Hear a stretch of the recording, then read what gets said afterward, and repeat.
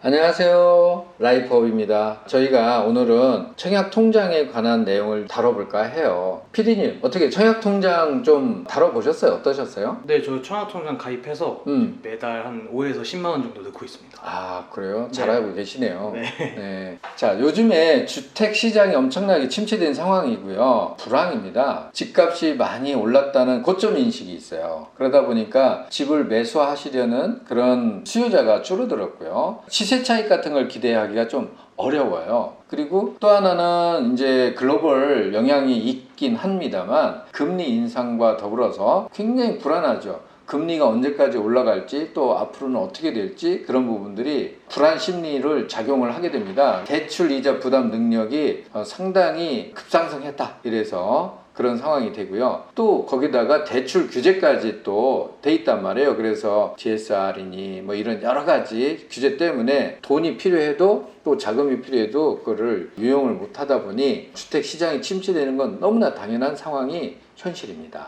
그러다 보니까 청약에 대한 매력이 굉장히 상실된 그런 상황이에요. PD님은 해지를 할까 이런 고민을 해보신 적 없어요? 저는 잘 몰라서 그냥 넣고 있습니다.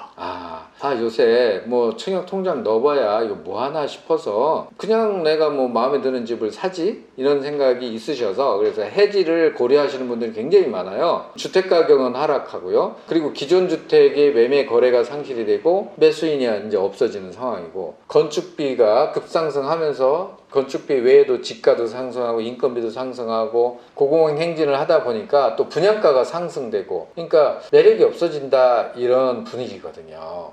그래서 이제 그 청약 통장을 해지를 하면 어떨까 하고 고민을 하신단 말이에요. 청약 통장 같은 경우는 금리가 또 낮아요. 1개월 이내 보통 무이자고요. 1개월 초과해서 1년 미만 같은 경우 1.3% 정도. 1년 이상 2년 미만 같은 경우 1.8%, 2년 이상이면 2.1% 정도 이렇게 지급이 되는데 보통 시중은행 금리가 요즘에 5%대란 말이에요. 그럼 시중은행보다 훨씬 낮은 금리를 청약 통장은 제공한단 말이에요. 그래서 회의감이 드는 건 또 사실입니다.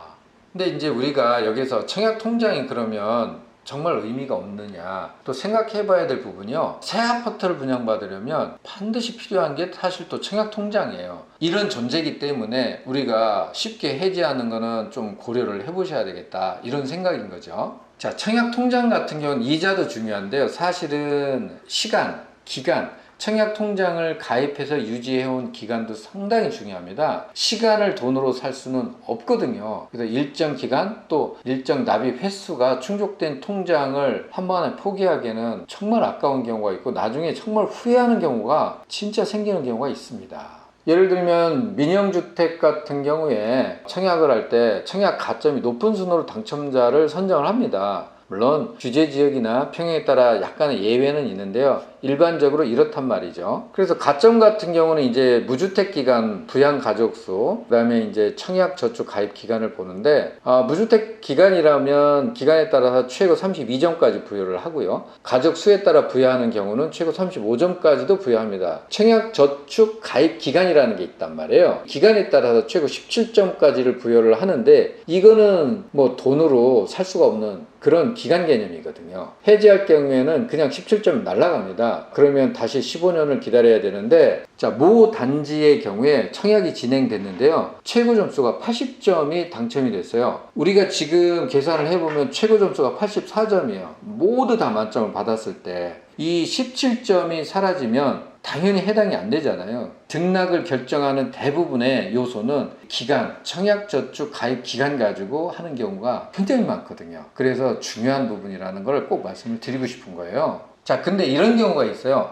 내가 지금 당장 돈이 좀 필요해요. 자금이 좀 필요한데 어디 나올 데는 없고 그러다 보니까 청약 통장을 해지를 해야 되겠다. 이런 결정을 하시는 경우가 있거든요. 청약 가입 금액을 담보로 해서 대출받는 그런 제도가 또 있어요. 납입 금액의 90에서 95%까지 대출이 가능하거든요. 목돈을 필요해서 가입을 해지하는 경우에 담보대출을 활용하는 것도 한 가지 팁이니까요. 이 부분도 고려를 해보셨으면 좋겠다는 생각이 들어요. 또 한 가지는 연말정산 하시잖아요. 우리가 근로소득이 있을 때 연말정산을 하는데 청약 가입 납입액에 대해서 소득공제가 가능하거든요. 연간 240만 원 한도 내에서요. 내가 납입한 금액의 40% 최대 96만 원까지 소득공제가 되고요. 매월 뭐 한 10만 원씩 납입했다고 가정을 할게요. 그래서 12개월 납입했다면 120만 원 곱하기 40% 하는 거죠. 그럼 48만 원이 나옵니다. 이 48만 원이 소득공제로 혜택을 볼 수 있다는 겁니다. 자, 이런 경우가 있습니다. 태어나자마자 우리가 청약통장을 만들어주고요. 매달 10만원씩 이렇게 입금을 해주는 경우가 있거든요. 그러면 미성년자의 가입 기간 동안은 아무리 길어야 2년으로 인정을 해주는 거예요. 태어나자마자 만약에 20세까지 납입을 했다면 2년만 인정을 하는 거죠. 물론 금액은 차여져 있겠지만. 그래서 일단은 이런 경우는 해지를 해서 사용하시고 다시 가입해도 좋을 것 같아요. 뭐 그렇다면 미성년자 기간 동안에 있었던 2년만 손해본다 이렇게 이해하시면 되잖아요. 오늘 촬영을 하면서 청약통장을 반드시 유지하셔야 된다 이런 취지로 지금 촬영을 드리는 게 아니고요. 또 청약통장을 해지를 해도 괜찮을 수 있는 상황을 아까 잠깐 미성년자를 예를 들면서 말씀드렸잖아요. 나의 상황에 맞게 내 처지의 입장에 맞게 이렇게 하시는 게 좋을 것 같은데 제가 생각할 때는 가능하면 청약통장을 유지하시는 쪽으로 사실은 합니다. 왜냐하면 시간을 돈으로 살 수 없기 때문이에요. 제가 부동산 현업에 종사를 하고 있는데요. 어떤 경우에는 정말 좋은 자리가 탁 나타났단 말이에요. 그랬을 때 청약통장 가입 기간이 짧아서 안 되는 경우를 보고 너무 안타까워 했어요. 그래서 혹시라도 모를 그런 청약 당첨의 기회를 노리시는 분이라면 꼭 해지하지 마시고 기다리셨으면 하는 바람입니다. 오늘 이렇게 말씀을 드렸는데 어떠셨어요? 느낌이? 저는 이런 혜택도 있는지 몰랐고 이렇게 네. 활용할 수 있는지 몰랐어요. 오늘 좀 배워가는 것 같습니다.